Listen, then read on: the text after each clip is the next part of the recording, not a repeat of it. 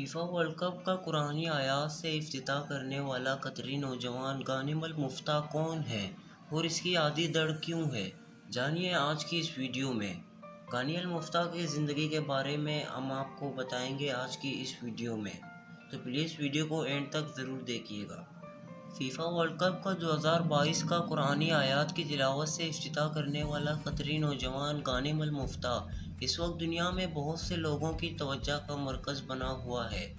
غانم المفتاح اپنے عادی دڑ کے ساتھ فیفا ورلڈ کپ 2022 کی افتتاحی تقریب میں مایا ناز ہالی ووڈ اداکارہ مورگن فریمین کے ساتھ اسٹیج پر جلوہ گر ہوئے تو دنیا بھر میں انہیں دیکھنے والوں سے بے حد پذیرائی ملی۔ عرب میڈیا کے مطابق اس ایونٹ میں شرکت کے بعد اکثر لوگ غانم المفتاح کی زندگی کی کہانی کے بارے میں جاننا چاہتے ہیں۔ غانم المفتاح کی کہانی سن 2002 میں ان کی پیدائش کے وقت شروع ہوئی۔ اس وقت وہ کوارڈل سنڈروم نامی مرض کا شکار ہوئے، جس کے سبب ان کے جسم کے اکثر ہڈیاں ضائع ہو گئے۔ یہ ایسی نادر پیدائشی بیماری ہے جو ولادت سے قبل ریڑھ کی ہڈی کا نچلا حصہ مکمل طور پر نہ بننے کی وجہ سے پیدا ہوتی ہے۔ دنیا میں 25,000 افراد سے ایک شخص اس بیماری کا شکار ضرور ہوتا ہے۔